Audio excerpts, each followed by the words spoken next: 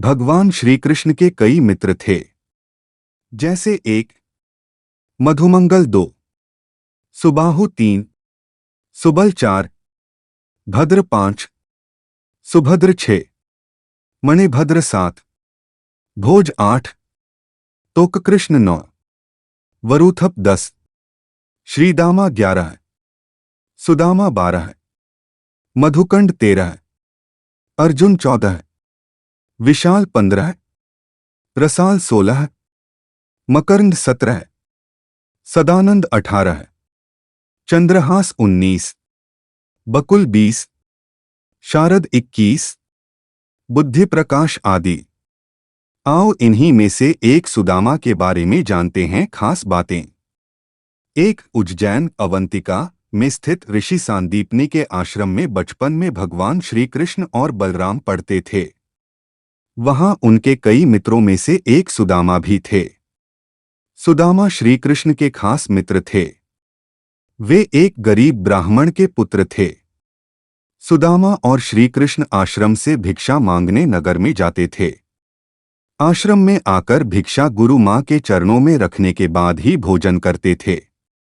परंतु सुदामा को बहुत भूख लगती थी, तो वे चुपके से कई बार रास्ते में ही आधा भोजन चटकर जाते थे। एक बार गुरु मां ने सुदामा को चने देकर कहा कि इसमें से आधे चने श्री कृष्ण को भी दे देना और तुम दोनों जाकर जंगल से लकड़ी बिन लाओ। फिर दोनों जंगल में लकड़ी बिनने चले गए। वहां बारिश होने लगी और तभी दोनों एक शेर को देखकर कर वृक्ष पर चढ़ जाते हैं। ऊपर सुदामा और नीचे श्री कृष्ण। फिर सुदामा अपने पल्लू से चने निकालकर चने खाने लगता है। चने खाने की आवाज सुनकर श्री कृष्ण कहते हैं, अरे ये कटकट की आवाज कैसी आ रही है? कुछ खा रहे हो क्या? सुदामा कहता है, नहीं, ये तो सर्दी के मारे मेरे दांत कटकटा रहे हैं। यह सुनकर श्री कृष्ण कहते हैं, अच्छा, बहुत सर्दी लग रही है क्या? सुदामा कहता है, हाँ। यह सुनकर श्री कृष्ण कहते हैं कि मुझे भी बहुत सर्दी लग रही है। सुना है कि कुछ खाने से शरीर में गर्मी आ जाती है, तो लाओ वो चने जो गुरुमाता ने हमें दिए थे, दोनों बांटकर खा लेते हैं। यह सुनकर सुदामा कहता है, चने कहाँ हैं? वो तो पेड़ पर चढ़ते समय ही मेरे पल्लू से नीचे कीचड़ में गिर गए थे। यह सुनकर श्री कृष्ण समझ जाते हैं और कहते हैं, ओह, यह तो बहुत बुरा हुआ। यह सुनकर नीचे की डाल पर बैठे भगवान श्री कृष्ण अपने चमत्कार से हाथों में चने ले जाते हैं और ऊपर चढ़कर सुदामा को देकर कहते हैं कि पेड़ पर फल तो नहीं, लेकिन मेरे पास ये चने हैं।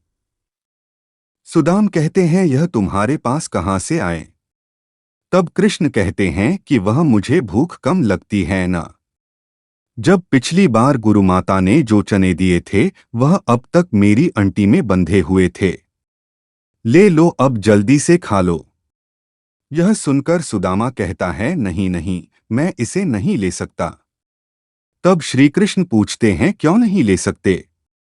सुदामा रोते हुए कहता है कि क्योंकि मैं इसका अधिकारी नहीं हूं और मैं तुम्हारी मित्रता का भी अधिकारी नहीं हूं।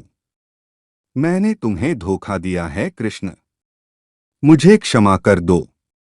कृष्ण कहते हैं, अरे, जिसे मित्र कहते हो उससे क्षमा मांगकर उसे लज्जित न करो मित्र। इसी प्रकार एक बार श्री कृष्ण सुदामा को वचन देते हैं कि मित्र, जब भी तुम संकट में खुद को पाए तो मुझे याद करना, मैं अपनी मित्रता जरूर निभाऊंगा। बलराम और श्री कृष्ण को आश्रम में भिन्न भिन्न कार्य करते थे। एक बार श्री कृष्ण, बलराम और सुदामा भिक्षा मांगने के लिए जाते हैं। एक द्वार पर खड़े होकर तीनों भिक्षामदेही कहते हैं, तो एक महिला अपनी बेटी के साथ भिक्षा लेकर बाहर आती है और कहती हैं, ब्रह्मचारियों, आज आने में बहुत देर कर दी। यह सुनकर श्री कृष्ण कहते हैं, माता, आज सारे आश्रम में सफाई करनी थी, बहुत काम था, इसलिए विलंब हो गया।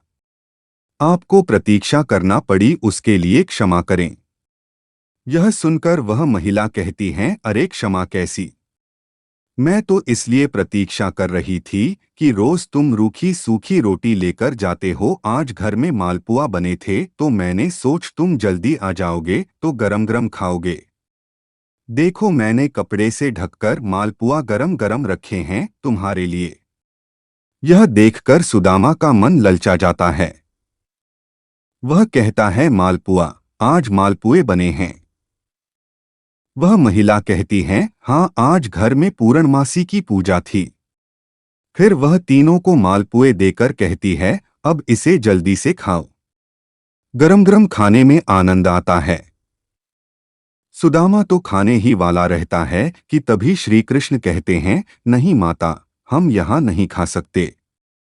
वह महिला पूछती है क्यों? तब श्री कृष्ण कहते हैं कि आश्रम का यही नियम है कि सारी भिक्षा गुरु चरणों में अर्पित कर दी जाए, फिर वह उसमें से जितना दें वही हमें खाना चाहिए। यह सुनकर सुदामा को अच्छा नहीं लगता है। यह सुनकर वह महिला गुरु के लिए भी मालपुए का एक पैकेट दे देती हैं। अब उन तीनों के पासे 4 पैकेट हो जाते हैं। फिर तीनों वहां से चले जाते हैं। रास्ते में एक नदी के किनारे रुककर बलराम और श्रीकृष्ण हाथ मुंह धोने जाते हैं। इसी दौरान सुदामा मालपुए निकालकर चुपचाप खाने लगता है। तभी श्रीकृष्ण उसे मालपुए खाते हुए देख लेते हैं और मुस्कुरा देते हैं। फिर वह चुपचाप उनके पास पहुंचकर कहते हैं तुम समझते हो कि मैंने कुछ नहीं देखा? तभी सुदामा पत्तल को मोड़कर मालपुए ढांक देता है और कहता है नहीं नहीं, मैं तो कुछ भी नहीं खा रहा हूं। तब श्रीकृष्ण कहते हैं देखो झूठ बोलना पाप है। यह सुनकर सुदामा कहता है और ब्राह्मण को भूखा रखना भी पाप है। यह सुनकर कृष्ण कहते हैं मैं तुम्हें भूखा रख रहा हूं। तब सुदामा कहते हैं और क्या, उसने कितनी ममता से कहा था कि मेरे सामने खा लो और तुमने आश्रम के सारे नियम बता दिए। तब श्रीकृष्ण कहते हैं नियम तो है, गुरुदेव को पता चलेगा तो वे क्या कहेंगे? यह सुनकर सुदामा कहता है गुरुदेव को कैसे पता चलेगा? रोज हम 3 रोटी लेकर जाते हैं तो आज भी 3 रोटी लेकर जाएंगे। हाँ, यदि तुमने गुरुदेव को न बता दिया तो। यह सुनकर कृष्ण कहते हैं कि देखो मैं तुम्हारा मित्र हूं और मित्रता का धर्म कहता है कि मित्र की कमजोरी पर पर्दा डालना चाहिए। यह सुनकर सुदामा कहता है तो तुम नहीं कहोगे? श्री कृष्ण कहते हैं कदापि नहीं। यह सुनकर सुदामा कहता है तो फिर सारे मालपुए खा लूं? श्री कृष्ण कहते हैं हाँ खा लो। फिर सुदामा खा लेता है तो श्री कृष्ण मालपुए की एक पत्तल निकालकर सुदामा को देते हैं और कहते हैं ये तुम्हारे हिस्से की भिक्षा हो गई, गुरुमाता को दे देना।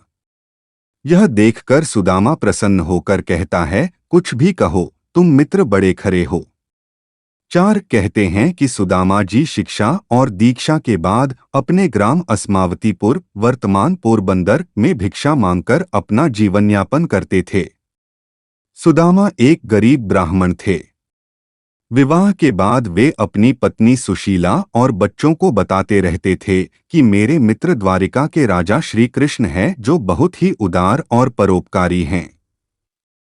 यह सुनकर एक दिन उनकी पत्नी ने डरते हुए उनसे कहा कि यदि आपने मित्र साक्षात लक्ष्मीपति हैं और उदार हैं तो आप क्यों नहीं उनके पास जाते हैं?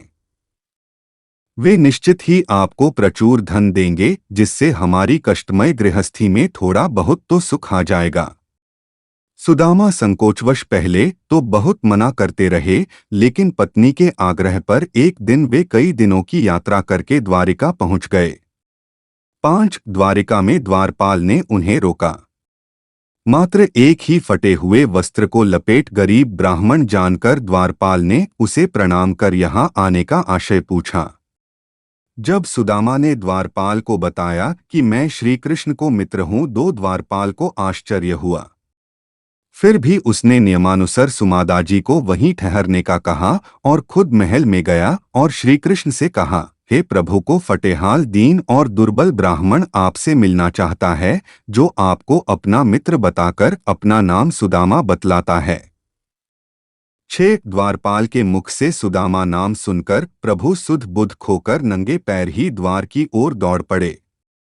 उन्होंने सुदामा को देखते ही अपने हृदय से लगा लिया और प्रभु की आंखों से आंसू निकल पड़े। वे सुदामा को आदरपूर्वक अपने महल में ले गए। महल में ले जाकर उन्हें सुंदर से आस पर बिठाया और रुक्मिणी संग उनके पैर धोए। कहते हैं कि प्रभु को उनके चरण धोने के जल की आवश्यकता ही नहीं पड़ी। उनकी दीनता और दुर्बलता देखकर उनकी आंखों से आंसुओं की धार बहने लगी।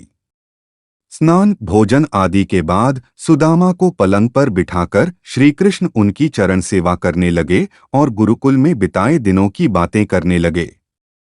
बातों ही बातों में यह प्रसंग भी आया कि किस तरह दोनों मित्र वन में समिधा लेने गए थे और रास्ते में मूसलधार वर्षा होने लगी तो दोनों मित्रों एक वृक्ष पर चढ़कर बैठ गए।